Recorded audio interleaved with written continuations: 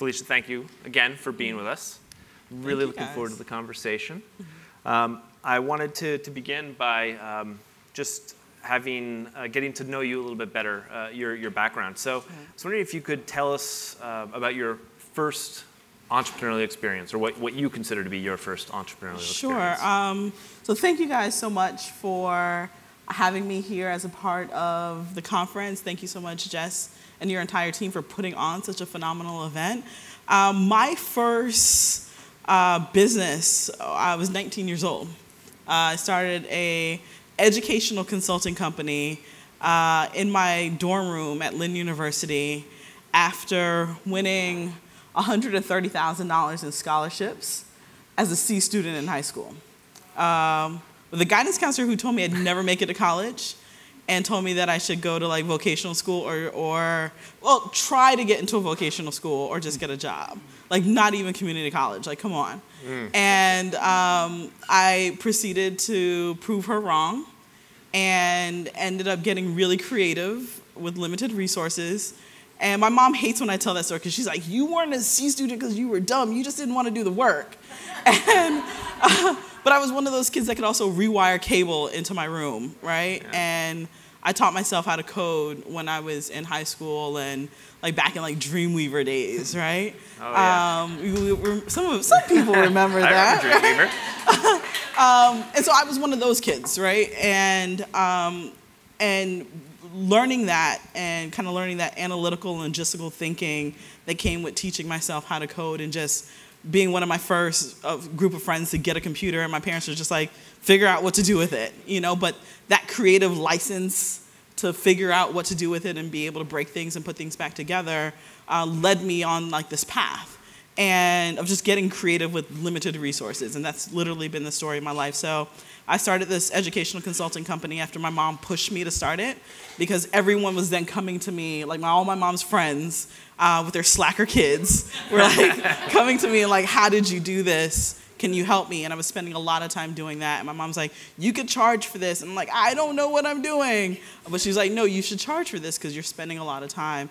And that was my first company. It was called Urban Excellence, that I started with a friend of mine who's still a good friend of mine, JT, that we started at Lynn University. Excellent. And so after college, I know that your career, I don't know if it was right out of college, but you got into the marketing world. And you were a marketing manager for companies like Nintendo and the NBA. Is there anything valuable that from that period of life that you'd like to talk about, or should we skip right to Feverish Pops? A lot. Okay. Yeah, so it's funny because I left college early, right? So that's an important part of the entrepreneurial journey for me because I had started this company, loved it, but I learned my very first lessons in disappointment with entrepreneurship. And I had actually swore off ever becoming an entrepreneur ever again because I hired my first employee. I won a grant for like $25,000. I thought I was like rolling in the dough at like 20 years old. And I won this grant, and I hired a guy that had also won some scholarships. I went to middle school. I went to elementary school, middle school, and high school with this guy. And got into a leadership program at Johns Hopkins University over the summer. Came back, and I was calling the organizer of like this organization, like, when are we gonna start back up, new students? And I'm like literally calling the phone, I'm listening to like the new prompts because they move offices, and I hear like the guys that I hired, I hear his name on my like voicemail as the contact person. And that's how I found out that he stole the contract from me over the summer. And I swore off like ever being an entrepreneur, never wanted to do it again. Mind you, I had convinced my parents to let me leave school for one semester just so I could like pursue this full time because I just had really big visions. Yeah. And so coupled with that, then this major disappointment, and then I was like, I never ever want to be an entrepreneur ever again.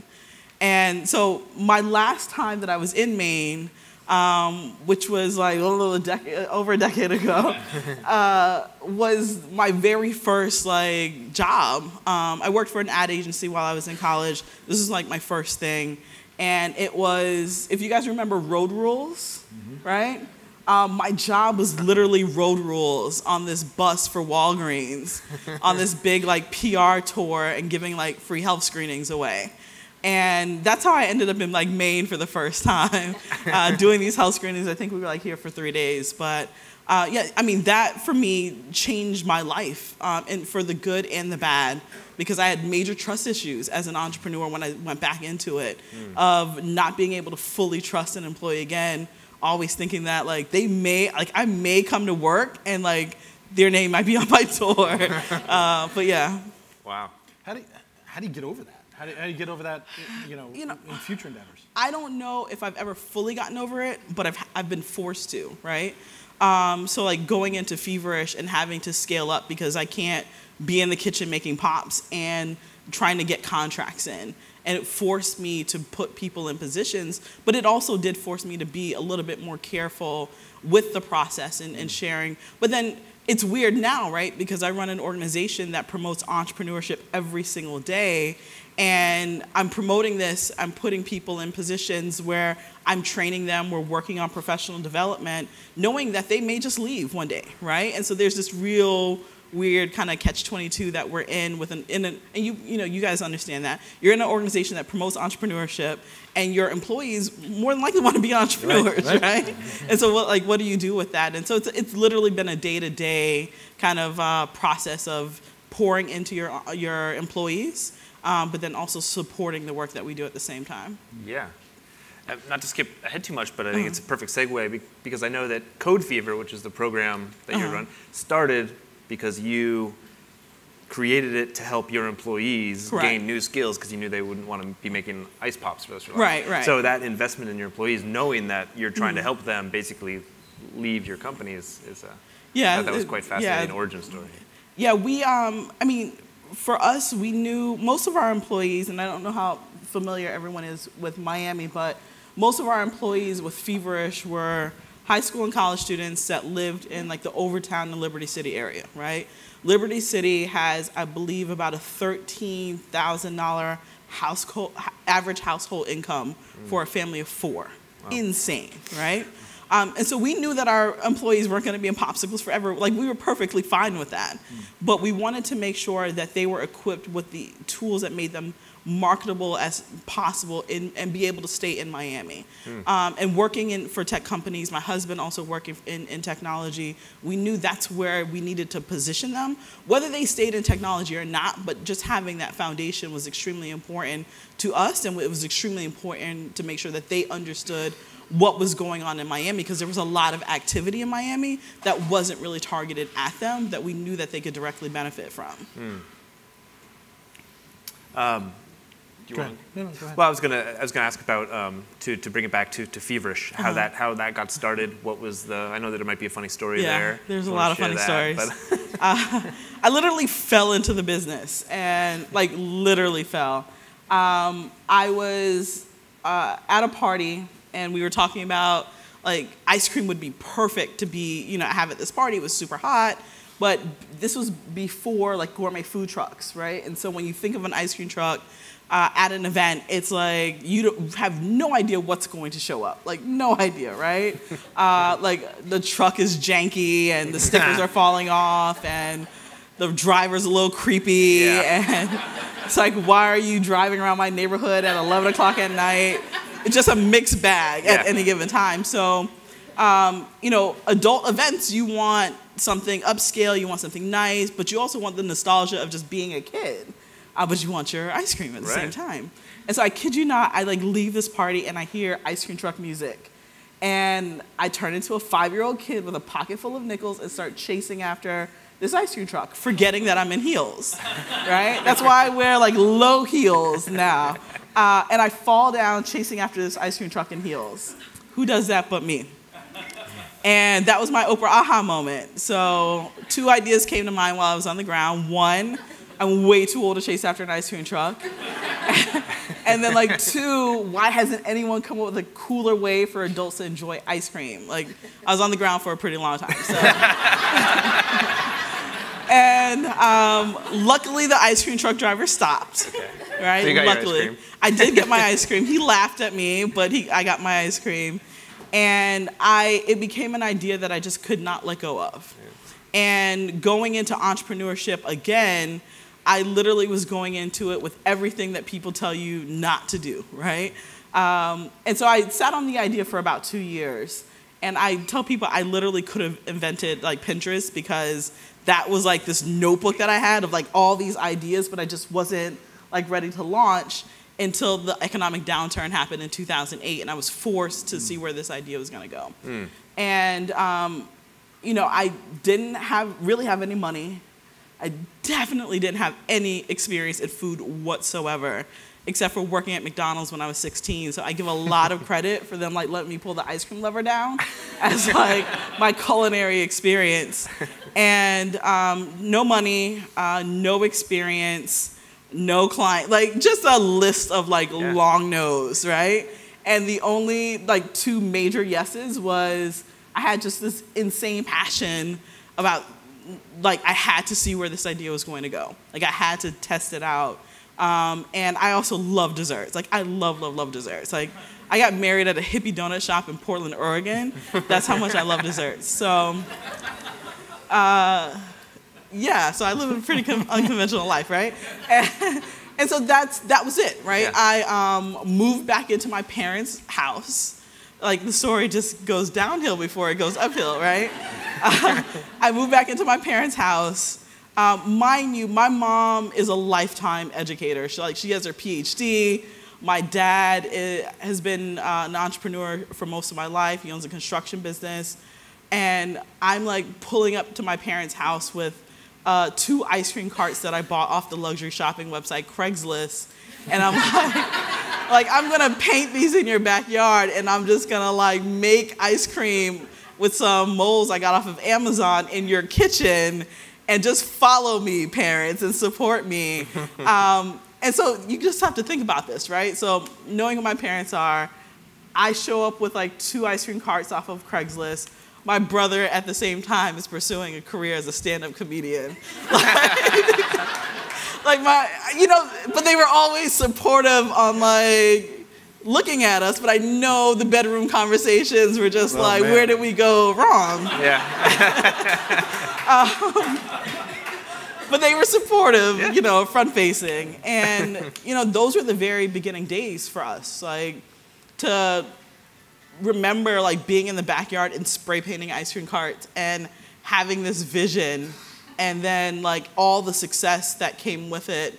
Like, you could not have told me when I was sitting in my parents' backyard that any of the things that happened to us were going to happen, other than just literally having like this blind faith of not being able to let go of a dream. How much, just to continue quickly, how much did, you mentioned that it was the economic downturn, so is it safe to assume that were you laid off or some sort of? Yeah, so my husband and I were both laid off from the same company at the same time. Oh, ouch. Yeah. So obviously did, I don't know if desperation is the right word, but how big? Yeah, how it was much? desperation. Okay. Yeah. So how much? A necessity. A necessity. Yeah. So that obviously played a huge role. A huge role, right? So if we could have found other jobs, we probably would have never started, right? The issue was that we just couldn't find other work in our field, but at the same time, it's also timing was really important, right? And so one of the biggest things that played in our favor was, throughout the economic downturn, it also, like, the whole DIY culture sprouted up, right? Do it yourself.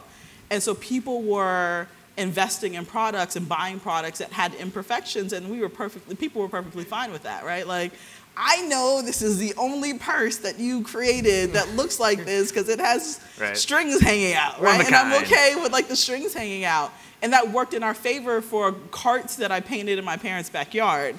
And popsicles that I made in the kitchen with crooked sticks. Like, people were okay with that because the flavors were different, right? And so we were a vegan-friendly company, but had flavors like strawberry balsamic and chocolate banana sea salt, and everyone's like, ooh. Yeah. I haven't even gotten to the alcohol flavors yet. Yeah. And then mango bourbon popsicles and strawberry mojito and PBR and blueberry, like just Settle down, people. I didn't bring any with me, I'm sorry. But it was one of the biggest creative release for me, and that was the biggest difference between working in corporate America and working on your own thing is like, I love to create, right? And I almost get antsy if I'm like, have an idea and I can't do something with it. And Feverish allowed me to do that every single day. And so to me, that was like the biggest reward. But I don't know if the whole DIY culture didn't exist, I don't know if we would have been able to catapult what we were doing as much as we did. Because I think, what's the guy's name? Reid Hoffman? Mm-hmm. LinkedIn, right? He famously says, like, if your product, what does he say? Oh my gosh, I can't even remember right now. If you're not embarrassed by your first product, you waited too late to start, right? And so I'm hella embarrassed by like my first product, those first carts. I went back to Craigslist and bought a 40-year-old ice cream truck. I think at that time I saw my parents' eyes just kind of like, I really don't know what she's doing. But it was just, we didn't stop, you know? And well, what made us stop is the ice cream industry is like really cutthroat. I don't know if anyone knows this or has any experience in that, but especially the street vending. And so we quickly learned that we couldn't just like go around the neighborhood and sell ice cream, nor did I want to, because I didn't want people in high school to be like, that's what Felecia did with her life. Like, she's just driving an ice cream truck at my kids' elementary school, right? And so it was a very crowded market. And what we realized is no one was targeting adults, and no one was going out at night.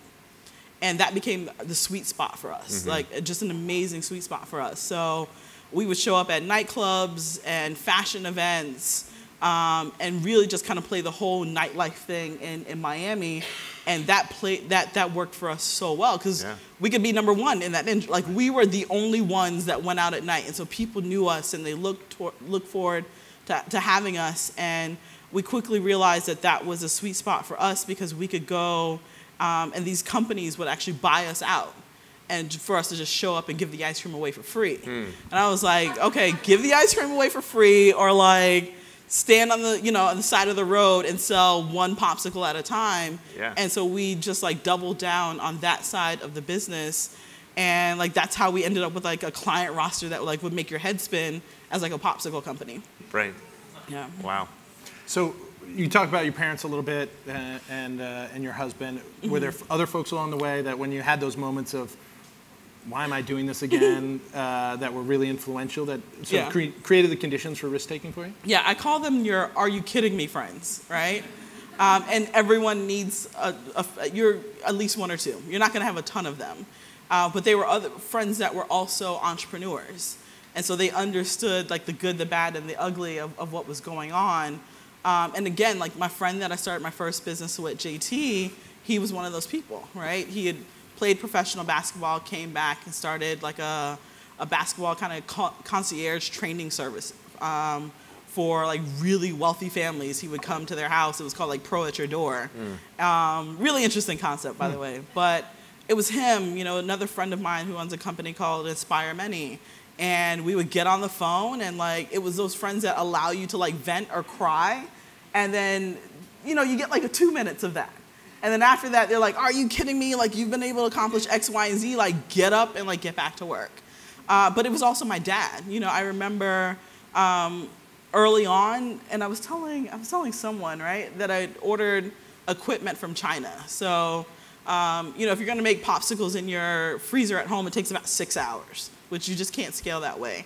And so we had decided to take all our money and spend it on a high output machine that would allow us to do, I think, like 1,000 popsicles a day. And it was only supposed to take 6 weeks, and it took 8 months to get the machine. Wow. And in the process of that, we had started taking on orders, like, hey, they're coming, and had to call people and say, no, the order's not coming. We don't have a machine. Like, I don't know what we're going to do. And we literally almost had to close our doors because of that. And my dad had told me, I called my dad because I wanted to like close the business, and I was like temporarily, right? And at the same time, I got a call from a company Tillamook cheese on the West Coast who wanted me to like market cheese for them. And they were gonna pay me way more than I was paying myself at the time. I'm like, Dad, I'm gonna just take a break and I'm gonna go sell cheese. I'm gonna go sell cheese. Right? And he was just like, if you leave, you're never coming back. And he's like, I understand what you're going through. You guys are in a little bit of debt. Like you're having to like, you know, pick up phone calls and make phone calls that are not great. But he was like, at one point in time, I'd run my business into $300,000 in debt. And he's like, and if I can get out of that, you guys can get out of what you're dealing with. And it was a big epiphany for me at the time, and why I stress people to tell their failure stories, because I didn't know that about my own dad, right? And if you open up the magazines and you look on TV, it's always the overnight success. Like, I started in my parents' garage and then IPO 4 weeks later. You're like, what am I doing wrong, right? And it's not you, right? Failure is a part of the process, and you absolutely have to trust the process. And there are going to be tons of obstacles, but I challenge entrepreneurs to be very honest about that, because we like to kind of just fly over the obstacles. And when people are dealing with it, and I think that's why we have so many businesses that close within the first year. You know, and people can attribute it to a lot of things, and I think it's just the way we tell the story about entrepreneurship, that it's this rosy experience. You just gotta go for it and set goals and dream really high. And no, like, it is hard. And you can't take potential or passion to the bank. Like, they won't cash that check. I promise you, I tried that. It's a lot of sleepless nights, and you have to be willing to sacrifice almost everything to follow this dream, because everything around you is pushing for you to not succeed, you know? And so those people that you do succeed, know that they have gone through it, and gone through it more than you'll ever know, whether they tell those stories or not. And those are the people that we should be celebrating, the ones that are honest about the journey that they've been on. So when you think, okay if I bounce around a little bit? Of course. So when you think about Miami Black Tech Week, and you think about trying to inject, maybe not inject, but cultivate some of those lessons in a larger network, right? It's, you know, in some ways it's when you have a small community of friends, you can have that conversation. Right. When you start putting people into the community, that there isn't that trusting relationship, there isn't necessarily the embracing of awkwardness as much. Yeah. How do you, as you guys have grown that effort, how have you injected some of those lessons into that work? Yeah, so a lot of it is in the programming that we've developed, right? And so even looking, so we have Black Tech Week, we have Black Tech Weekend, we launched our VC in Residence program. And the reason those things are important is because we, you know, so often when we talk about the Black community as it relates to innovation and technology, creativity, you usually don't put those two things together, right? And that's a problem, because there's a lot of genius in that community. There are lots of genius in marginalized communities that we never see the day of because the resource isn't there, right? And oftentimes those communities aren't a magnet for resources, and deal flow doesn't happen. And so opportunities are missed. And for us, going through the entrepreneurial journey that we've been on, we know how important a community is to support you, right? Through, at minimum, just picking up the phone, right? But you think about access to funding, especially in the startup world, very rarely are you getting funding without someone making an introduction for you. And if your friends and family can only give you a round of applause and not a round of funding, like, what do you do, right? And so you need organizations like our organization that's dedicated to making sure that we can help level the playing field, but then be a magnet for all those resources, and that's what Black Tech Week is. You know, Miami has this perception on the outside that it's a very diverse community, and it is diverse, right? But it's diverse by default and not by intention. And so it's not a melting pot, right? It's more of a salad bowl. And you have all these ingredients that are in this bowl, but they're in silos. And they don't cross as much as they should. And so that means resources don't cross as much as they should. And for us, you know, we look at, I think what has happened around the whole diversity and inclusion conversation around startup communities and ecosystems is it's become very much a charity kind of conversation and a woe is me. And a lot of times if you are putting money or you're donating money for a cause, you don't expect an ROI. And you absolutely should, right? And so when we can turn this into a business conversation and a bottom line conversation, your expectations change, right? And the way you look at what comes out of those communities change. I always tell people, and I joke around, like we have the jitney taxi in Miami, right? It's in an area called Little Haiti. And the guy's been in business for about 30 years. And people pay $2, they pile into this van with a bunch of strangers, they go from point A to point B. So the utility of that is the exact same thing as Uber Pool. Could he have been Uber, right? We'll never know because the right resources and the right deal flow didn't exist. But the utility of solving a transportation issue had been there for generations. We look at, if you look at the African American and Caribbean community, crowdfunding has always been there, right? If you look at the black churches, every Sunday, they are funded by crowdfunding. If you look in the Caribbean, we had something called Partner, right? Every week, people would kind of pile in a certain amount of money. One person would draw. It was how they saved money. It was a sense of crowdfunding. Susu is something else that is part of the Caribbean and the African culture.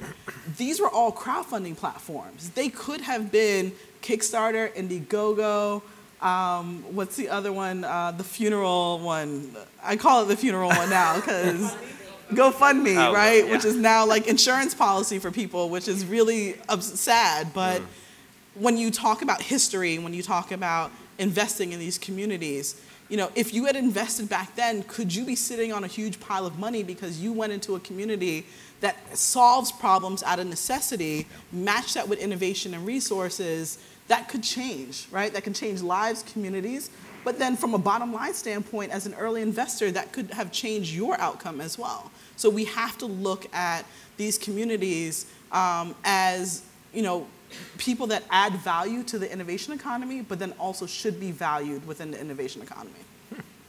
It's funny. I was thinking when you were talking about that. There's a conversation I've certainly had in Maine a few times where we talk about, let's describe it as a deeply rural community, and the joke, at least the joke is it's been either posed or pronounced by me, is that Mainers in those communities have 3 jobs. They're doing this, they're doing that, and doing this, and in some ways, we have to recognize that by itself is entrepreneurship, right? That's the hustle that we were talking about earlier today, and regardless of where you are in the ecosystem, right, there are conditions that are more likely to produce the opportunity for transformational change in communities, for businesses, for investors, whatever they may come.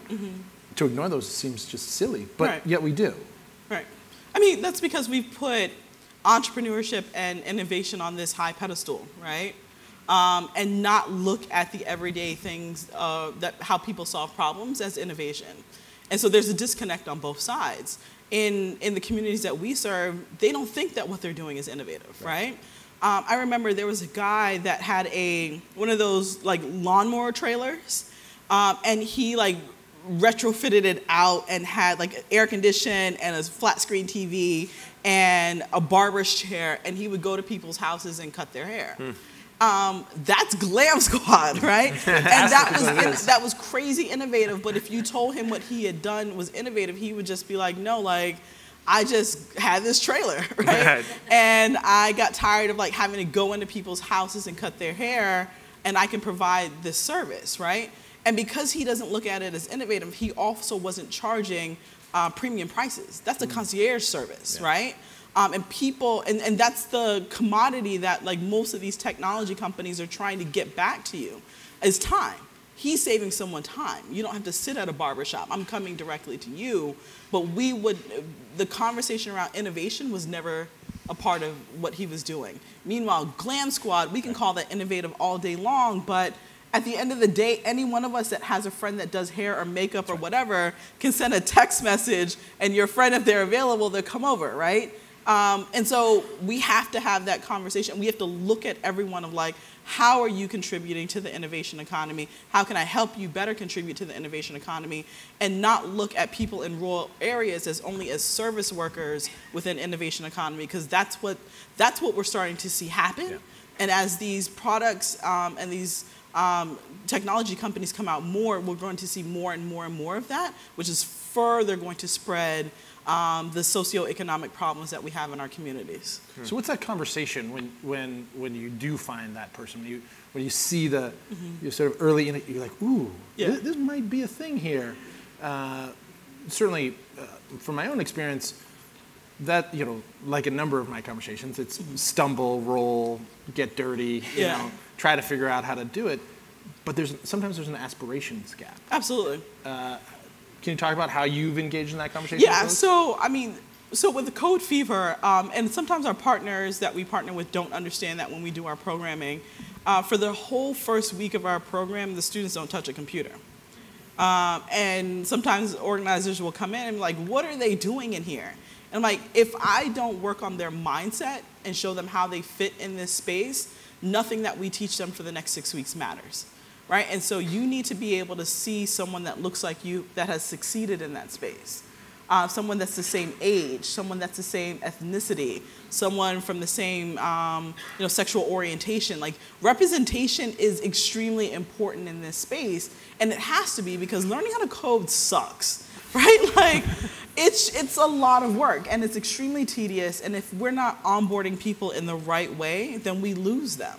And so showing them people that have succeeded in that space that look just like them is extremely important. Showing people the number of ways that they can fit into that space is also important, because I think coding has been shoved down everyone's throat, but there are so many different fields within this space that people can occupy, right? And coding, at the end of the day, I love it because of the analytical and logistical thinking that comes with it, and young people need that because they're not necessarily getting it in our classrooms like they should, but they have to be onboarded in the right way, and representation plays a major role in that. Jumping around a bit more, I wonder if, given the experience that you've had, so now you're also an author, you've written books about entrepreneurship, you're an educator.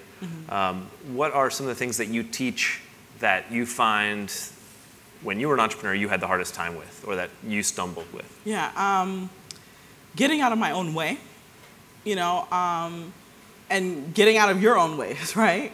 And the people that we work with and that we try and motivate every single day, motivation is internal, right? Inspiration is external. And I think people don't understand that, right? And so if someone doesn't feel it within themselves, no matter what you say, what you do, they're not moving, right? And so for me, it's always working on people to inspire them to get very creative with what they do and what they have. And I mean, that's also the reason I love technology, right? Because it's now cheaper. You can develop cheaper and faster than ever before. And showing people those tools that allow them to be able to do that and streamline what they're doing makes it between night and day. But then also, I think so often we hold on to ideas. And I think ideas are worthless and execution's absolutely everything. And I don't think enough people really understand that. They hold on to ideas so much.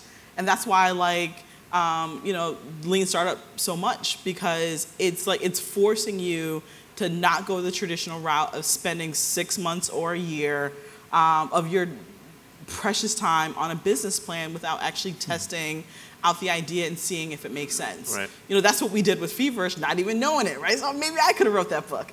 But it was an idea. We tested it out by literally just going out and seeing how people responded, and that helped us immensely. So getting people to kind of get out their own way, not hold on to an idea so much, and get out and test that idea as fast as they can. So what happened to Feverish Pops?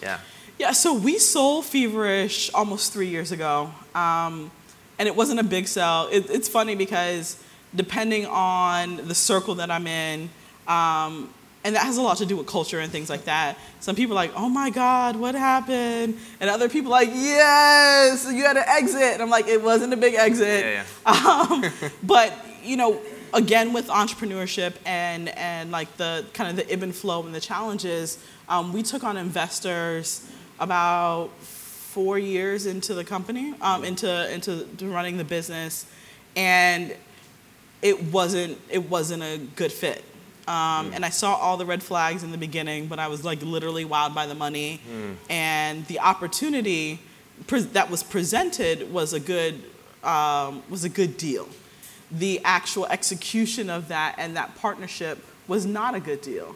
And I often I'm very honest and candid about that experience, because I think, again, like in the startup space, so many people are wowed by the money that they never think about the relationship after the term sheet is signed. What does that look like? Are you guys a fit? It's almost like a shotgun marriage to a certain extent, right? And so you have to be very careful about, one, the culture that you create in your company and who you bring into that culture, and making sure that they're fit, because you're going to be together for quite a few years. And no investor is silent. I don't care what they say. Like, if someone's writing you a check, they are going to want to have input somewhere along the way, and you have to make sure that they know what the hell they're talking about, right? And that conversation doesn't happen enough, and it should. And so when we see companies like, I don't remember, whatever food company that recently like raised $53 million and then they closed doors, no one's asking the question like, what happened, right? It's just like, oh, they closed doors. Like, food delivery may not make it, but like, what happened? What happened to that relationship? What happened to those investors?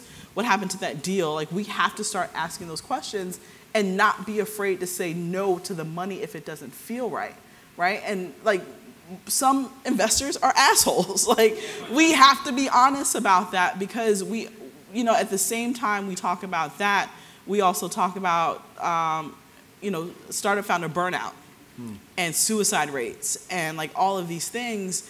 And it was a hard year for us. I mean, a year and a half. It was extremely hard. After taking the money. Of course. Okay. I mean, our investor was an idiot. Yeah. I don't have a nicer way to say that, right? Like, I'm far out of like my non-disclosure deal with them, so I can say whatever the hell I want. But they just were, and it was really painful, and it was really hard to have to give someone context for every decision that we needed to make, because they didn't understand our space. That literally messed up an 83-store deal with Walgreens for us, because he wanted us to change the name, and we said no, and would not fight to change the name, because he didn't understand, and nor did he care. But I mean, I can go on and on with like stories, but that relationship, we closed our store because that was part of the partnership. We were in litigation for 6 months, trying to hold on to our company. We got it back, we got everything back, but it was a really hard 2 years after that. Timing, again, worked out really well, because a lot of our major clients, when we were dealing with that, it was like wintertime everywhere else. Yeah. And so they weren't really ordering anything with us, so we didn't have to be like, well, we can't sell you ice cream because like technically we can't do anything, we're still trying to fight. And so that kept us afloat for 2 years, but it just never felt the same. And Mark Monson has a really good article that I think everyone should check out about, like, you should be asking yourself not what you love or what you're passionate about, but what you're willing to struggle for. And we got to a point where we were no longer willing to struggle or sacrifice to keep that business going. Because at the same time, like, Code Fever was taking off, and we really just needed to be in something that we absolutely loved, and that we were willing to nurture, that we were willing to sacrifice and struggle for. And you just start seeing our time go here as opposed to here. And so when an opportunity came to sell the company, we were just like, we're out of here, so. Yeah. Before we move on, you mentioned red flags. Besides him being an asshole, or her, I don't know. Were there other red flags that would be instructive to share? The red flags started at the initial dinner that we had together, and it was a major corporation that invested in us, but we had to deal with one individual at that company, and. It was just like, we have all these contacts because a lot of these corporations that you guys need to be doing business with are like our vendors or whatever. And right? Just like getting into a relationship, there's something in the back that just doesn't it doesn't feel right, right? But so often we ignore that because we were just like, no, we can fix this person, or we can make this work, or I'm just going to ignore it and see where it's going to go. And sometimes, and not even sometimes, in our case, ignoring that ended up really, truly hurting us, right? And we never fully recovered from that. Right. On the front facing, it looked like we did, but on the back end, all the craziness that we had to deal with to keep things going and keep clients happy, that was really hard. Yeah, it was a drain. Yeah. Well, I was going to move on. I was going to, again, jump around a bit. Wondered if we wanted to talk about the fact that currently less than 1% of all private equity and VC is invested in Black-owned startups. Yeah. I was wondering if you can unpack that number for us, maybe, what kind of conclusions Not we much should to be. unpack. Right. But how we can talk about what conclusions we should be drawing, what are the solutions, how what you're doing is contributing to solutions. Yeah. So I hate that number, right? You do. Of course. Right? Well, right. And it's interesting because there's unprecedented funding that's available in the ecosystem overall, right? And the entrepreneurs that we deal with, again, they have really amazing ideas, but they don't have the access to funding. They don't have the access to the networks, right? So before you get the access to the funding, you need the access to the network, because it's never going to be that one person that says yes to you. You have entrepreneurs that sometimes go on 20 different meetings, sometimes go on 100 to 200 different meetings. And if you can't get that first meeting, how do you survive in the startup space? But on the flip side of that, you're also seeing a lot of investors getting burned, right? They're investing in these companies, they're looking for these huge unicorns, and they're getting burned over and over and over again. And so my case to them is, why not invest in a smaller company that's a little bit more resilient, that you may not see a huge 40x return, because we're not even at 10x anymore, right? We're at 30 and 40x return, goodness gracious. But invest in your community. Look at the things that are a little bit different, that are a little bit unconventional, to find your unicorn in that space, and surround it with the support that it needs in order to be able to succeed. You look at Listener, right? Rodney Williams out of Ohio, Cincinnati, Ohio. I think he's raised about $14 to $15 million. He's literally getting ready to disrupt Bluetooth, and he's connecting devices through sound, right? That's an amazing company. His very first investor was a black guy that was heading investment at Intel, that his other partners passed up on. He just signed a deal with Land Rover. He's raised $15 million. And so we have to start looking at that as, what are the opportunities that we're going to start missing because we're not looking in the areas that we feel nothing grows there. As the United States starts to shift from a cultural standpoint, technology companies have to make sure that they're developing things that are culturally tested. Not only, from an investment standpoint, but from your customer base. And so things are starting to change, so we have to make sure that we're investing in these companies. Fred from Pigeonly, really interesting guy. I don't know if you know him.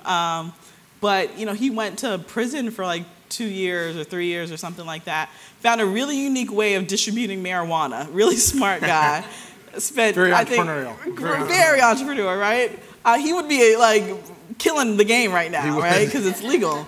And he started a company. I think he spent 2 years in federal prison. Started a company that connected family members to their family in prison through an app, right?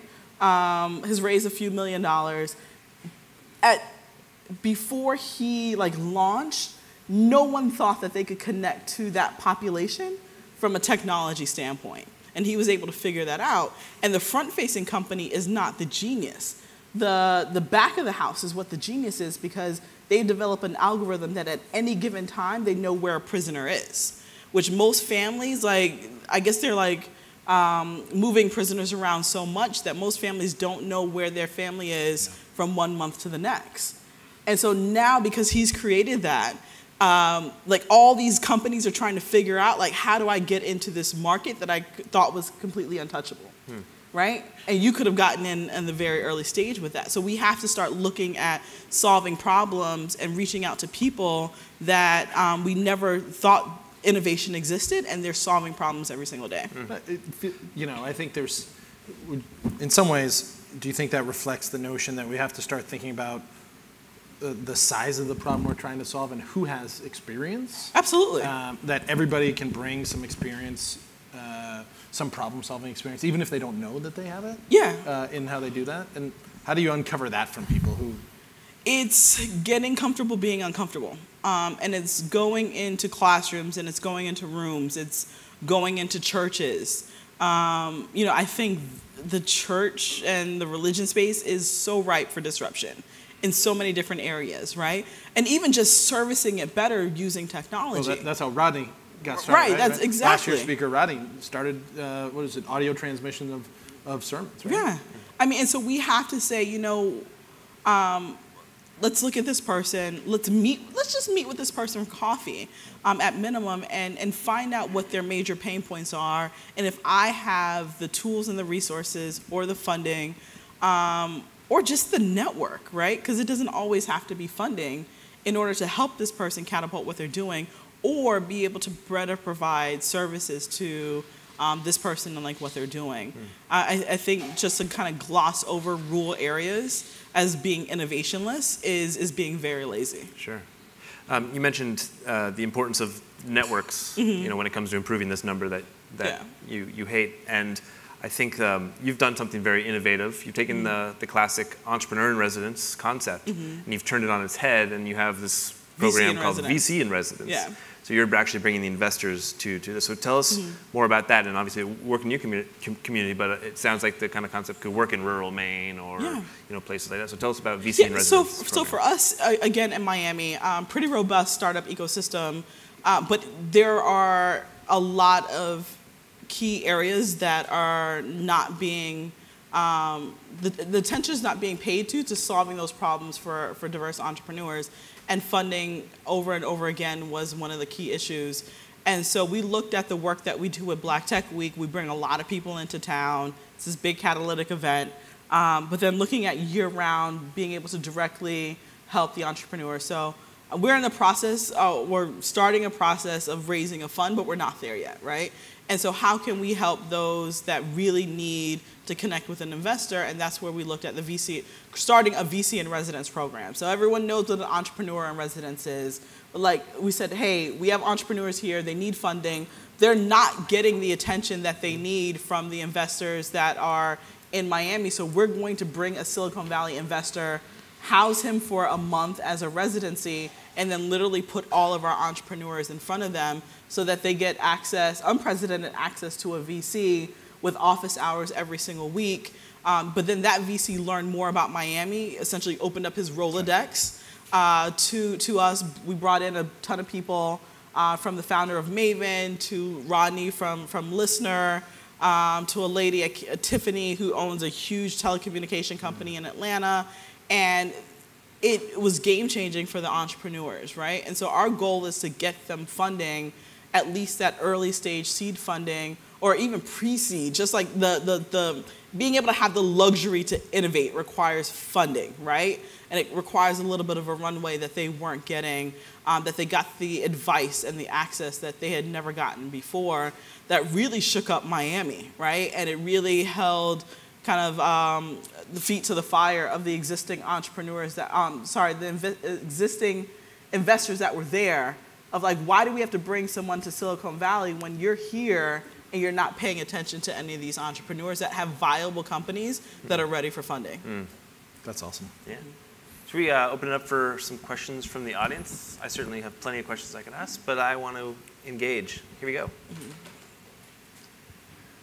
That 1% metric is awful, and I don't know if it's going up or down, but I was curious if there's any metrics you see that are going down that we have to be like I mean, we have to worry about all of it, right? Yeah. But is there anything that's actually getting worse that we should put our focus on? So, yeah, quite a few things, right? So I think what's starting to happen that Silicon Valley has to be really careful of is like this, right? And so people aren't looking at it as the holy grail anymore, and they're starting to build their own ecosystems and all the pillars that it needs in order to be successful. That should scare them, right? It should scare them a lot from the talent pool that they're no longer going to get because people are tired of knocking on their doors and getting no. The ideas and then the next level ideas that they should be funding, that we're starting to create our own networks, right? That either comes from innovation funds from the state level, that comes from angel networks, that comes from training people to become accredited angel investors. We're starting to see that as well. Syndicate funds that come out and that are hyper-local. Like, we're starting to see that shift, right? And you're starting to see that shift all over the United States. And so Silicon Valley should be extremely worried and concerned about that because we're creating our own thing. We no longer need them, right? Which is just going to be, I think it's going to shake up things quite a bit, and I'm really excited about that. But we're starting to build in our own communities, which is extremely important of building these hubs and these ecosystems. Questions? Kind of building on that idea a bit, there are these existing networks, and I used to be at a Silicon Valley-based firm, so I'm wondering whether and you talked a little bit about trying to build what you might think of as alternative networks. Are there any activities that are going on in your community that perhaps might also be something that here in Maine, which obviously has a very different demographic, right, but that we might be able to learn about how do we build networks for capital in our marketplace? Yeah, so one of the biggest things that I'm starting to see, I had a really good conversation with Laura from Code 2040 because they're starting to look at technology solving like the wealth gap issue, is essentially creating these funding networks within the communities that we live in, right? And so you look at, I'll give it for the example for the population that we serve. Well, outside of Silicon Valley, there are pockets of black wealth throughout the United States. Detroit and Michigan still has a little bit, right? PG County in DC, Atlanta, in South Florida, in the Fort Lauderdale area with the Caribbean population. And so how do we start training them to redirect what they've traditionally invested in to now fund and fuel startups? So we're starting to see that in a number of different areas, but I think you're going to start seeing more of that in these areas for diverse groups, right? You look at like Pipeline Angels. Pipeline Angels is doing a phenomenal job accrediting high net worth women to be angel investors for female founders, right?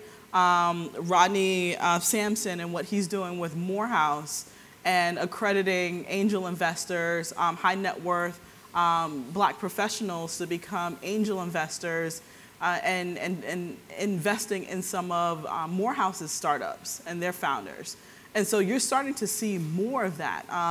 A fund that just popped up in Miami, it's a MENA fund, pretty much just like Pipeline Angels, funding and fueling women startups. So you're going to start seeing that from more diverse groups so that when we are looking for that initial funding, you have a source right there that allows you to get that friends and family round that you so desperately need if you're going to play at the highest level possible in this game. I have a question back here. So my question is along the lines of nature versus nurture. And I want to lead it off by saying, do you think that a given community has a entrepreneurial saturation level? And if you don't think that's true, and we want to get to the left of your story, which I think is so extraordinary, you had a few things that to me are leading indicators of what makes a good entrepreneur. You had a little bit of desperation, you were out of money, the economy was such that you had to make this pivot in your life. So when I look at Maine and I look at how entrepreneurial we are as a people, as a population, And then I look at, do we want to cultivate, I think is a great word, more entrepreneurs in this state? Do we have to look at, do we have to operate under the assumptions that there are a set of prerequisites that make for a good entrepreneur, and then kind of select off those? And if not, do we have to motivate some of those actions to happen? Because I think one of my biggest takeaways so far from your remarks is it's not enough to just have passion, insatiable passion. You have to know what you're willing to sacrifice for. That was a great quote. Well, I think young people don't necessarily know the first one, what their passions are, and number two, let alone what they're willing to fight for and sacrifice for. So how do we get after that? So young people know what they're passionate about. It's like Instagram and Snapchat. No, I'm just kidding. So really great question, right? So you talk about kind of saturation level for entrepreneurship. Miami, Kauffman Foundation rated Miami as, I think, #1 this year for entrepreneurial startup, right? Their index, whatever their index. Yeah, whatever their index is, but not for growth. Like for growth, we're like almost at the bottom. And so we're starting companies like ever before, but those companies aren't scaling, meaning that they're not producing a payroll. And so it's not, I mean, a lot of people tout that flag as something being amazing, but to me it's not, right? But at the flip side of that, we always have to remember small business is the belly of our economy in the United States. And moving forward, our economy is heavily rooted in entrepreneurship and technology. And so you always want an extremely supportive entrepreneurial ecosystem, whether someone is an entrepreneur or they're working for a corporation and they're entrepreneurial, right? Because that's where true innovation moves forward. So you look at the major industries that exist here in Maine and how can we spur more innovation and more entrepreneurial efforts inside of those industries so that they're actually solving problems that are indicative to like this area. It's the thing that I stress about in South Florida, right? So we have a lot of social startups. We have a lot of like, you name it, random startups, but we don't have a lot of startups that are solving key issues around construction, trade and logistics, real estate, healthcare. These are major issues that are huge areas of innovation in our community that people aren't starting those startups because they don't fully understand like how those things can scale or how they can get business. The biggest part of that is procurement. It's very rarely a part of the conversation when we talk about scaling startups, right? That could be huge for a startup. Instead of chasing like this VC and pitch competitions, how can the state and local government help you from a procurement standpoint? Because that contract can be just as good as that funding round that you're trying to acquire. And so we have to look at those. So definitely, you know, to me, a very healthy startup ecosystem is a ecosystem that allows and celebrates failure, which sounds counterintuitive, right? But if you could fail in Maine and people still pat you on your back and say, keep going, that's actually a great indicator of being in a healthy startup ecosystem because it shows us and it shows everyone that you guys are truly committed to innovation and innovation actually happening because that means that things are constantly going to be churning over and pivoting and iterating over and over and over again. But solve the problems with technology in the industries that you guys already win a gold medal in, and I think that's how you move forward.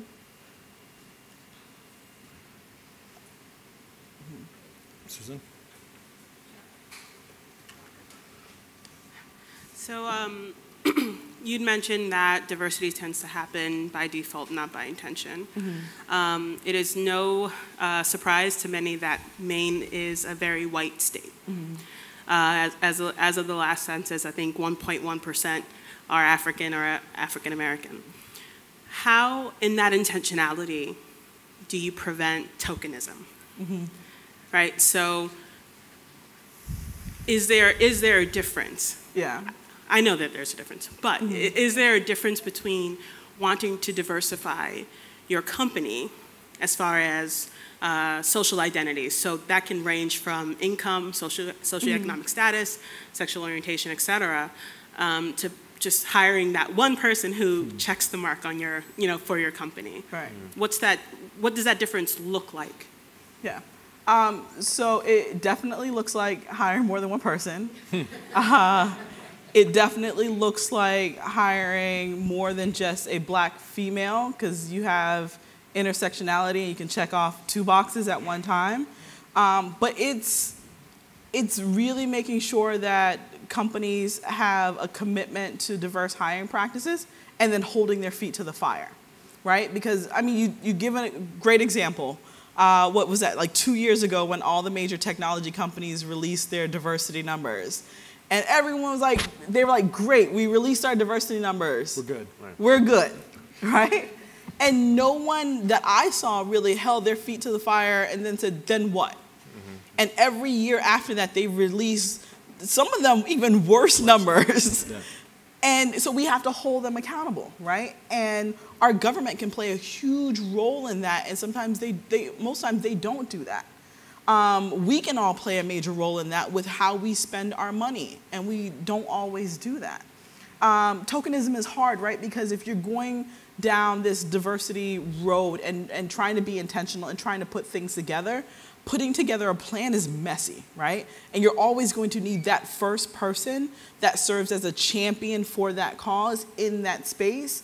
And it becomes their role to kind of bring everyone on, because you also want to make sure that whoever that person is has an authentic connection to that community. Because I've seen it go the other way as well, right? Where we find that one black person and say, this is the person that's going to champion getting more black people into the startup space, or this is that woman that's going to champion getting more people into the startup space, and that person was just plucked out of some other state or whatever, and they have no authentic connection to the community that you want them to engage. And so there are ways to be able to do that, to bring more people on, but we have to be willing to say, you know what, I understand this is important, and I don't know how to do this, right? And that's not just from an individual or a startup, but major corporations. And when they say that, we can't villainize them for saying that. We have to say, let me find someone that can help you, because that's not what you do, right? And there are other organizations or people that do that work really well, that have those authentic connections, that can serve as that bridge, and then making sure that corporation funds that work, right? Because it's one thing to say this is important, but if you're not giving that organization all the resources and the funding to succeed in that space, you're not authentically really trying to solve that problem. It can't be done for free, right? And so oftentimes when we talk about an ecosystem, you have to contribute to the ecosystem before you withdraw from the ecosystem, right? Like, you look at this organization and what it's put together, if I'm not certain, it's like mostly volunteer run, right? 100%. 100%. So we need to make sure that we're contributing back to this organization tenfold so that it can continue to do its work. And that's any organization or any person that's because it is backbreaking work. Like, I'm just going to be honest, right? And I could go on and work for somebody else and work far less and make way more money than the work that I'm doing. But I'm passionate about making sure that we build just a infrastructure and a foundation for people, no matter who they are, what they look like, or what zip code that they live in or grew up on, to be able to look and say, if I have an idea in South Florida, I know exactly where to go. And I know that it can succeed if I follow these steps. But right now, depending on what zip code you live in, because Miami is home to, he's the birthplace of Jeff Bezos, the founder of Amazon, and it is also the birthplace of Trayvon Martin, who was in an aeronautical program before he was killed, right? 2 different zip codes in the same area, totally different fates, right? And I'm not saying that to like bring it down, but I just want you to understand the disparities when we talk about innovation. Miami is also home to a young girl by the name of Jada, 8 years old, that was shot and killed in front of her home. They were aiming for her father. The day before that, she had just got accepted into Black Girls Code, right? And so when we talk about innovation in some disadvantaged areas, it's not just okay to create like a social app. Like, this technology has to stop bullets, and it's just not moving fast enough. And so how can we make sure that compassion is also a part of innovation and make sure that we're authentically investing in people and resources and programs that are building our communities up.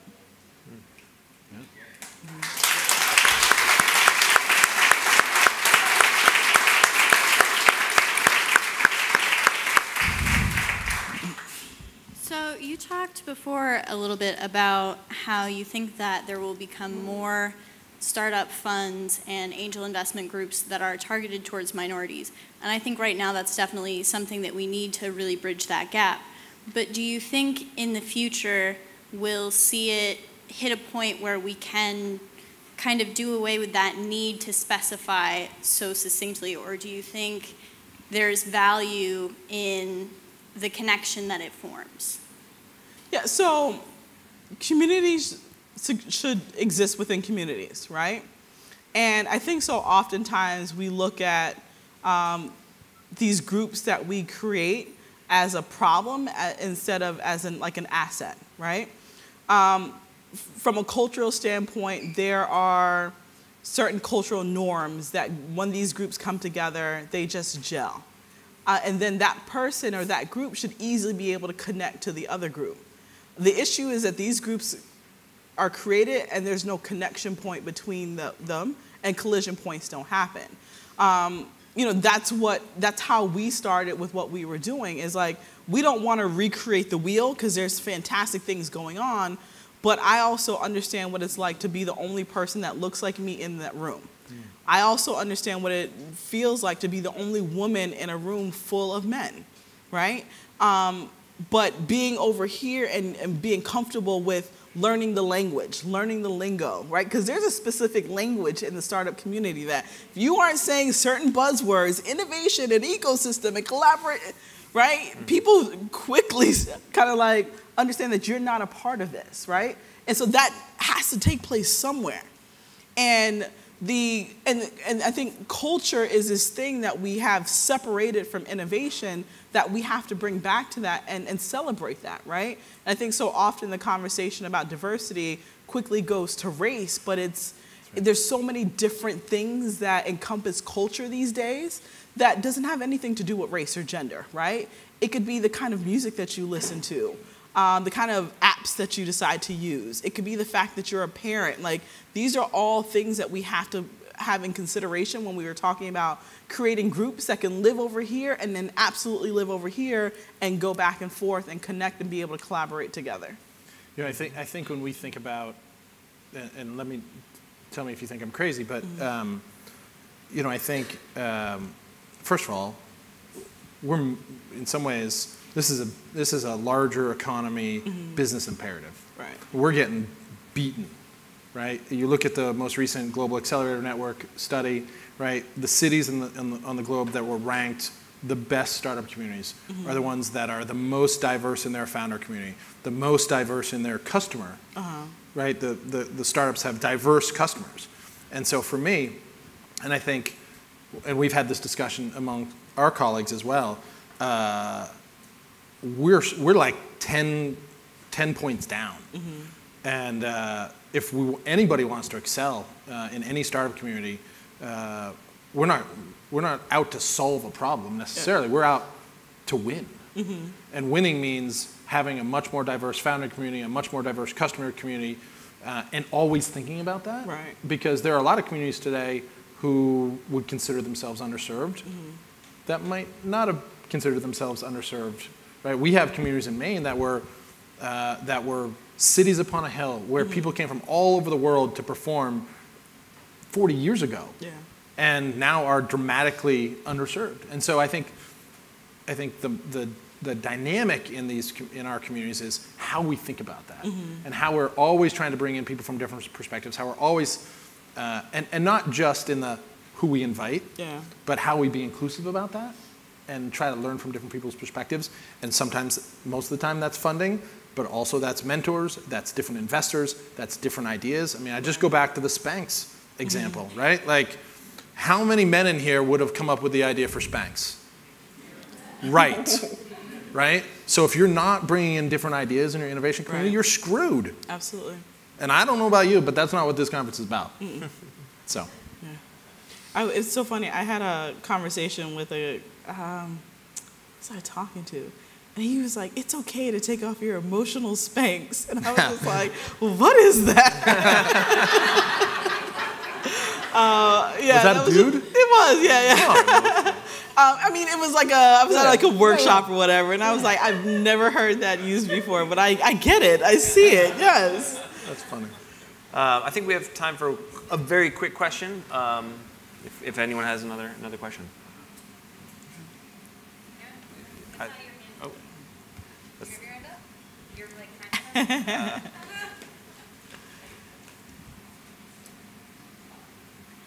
This has been awesome. You've been really great, and I've been quoting you extensively on Twitter. She's huge on Twitter right now. What's that? I said she's huge on Twitter right now. I created Innovation Women, which is a speakers bureau for entrepreneurial and technical women. And at the time I started it, I really struggled with the creating another island of women. Wonder Woman looks great on, but maybe not for everybody. And I'm just curious about your thought about, the islands. Create that thing. Like, I mean, it is what it is, right? So we need as much activity in the ecosystem as possible. That's right. And if there's a group that needs the support that you're providing, create that. And let them know that they can then go on and go to other groups, and then they can come back and contribute more to your group. But create that thing. Like I said before, like, to me, a healthy ecosystem is communities existing within that community. And we have to look at that differently because there's absolutely nothing wrong with that. It's just like a product, right? And it's so funny because when we're launching products, we can see this, but then when we're talking about connecting with people on a human level, for some reason we forget that those things still make sense, right? So the mantra when you're creating a product, if you're creating a product for everyone, you've created a product for no one, right? But then when we're trying to connect to different groups, we think that it's just one big party that we're all going to be invited to, and we're all going to resonate to that mission and that message. That's not the case, right?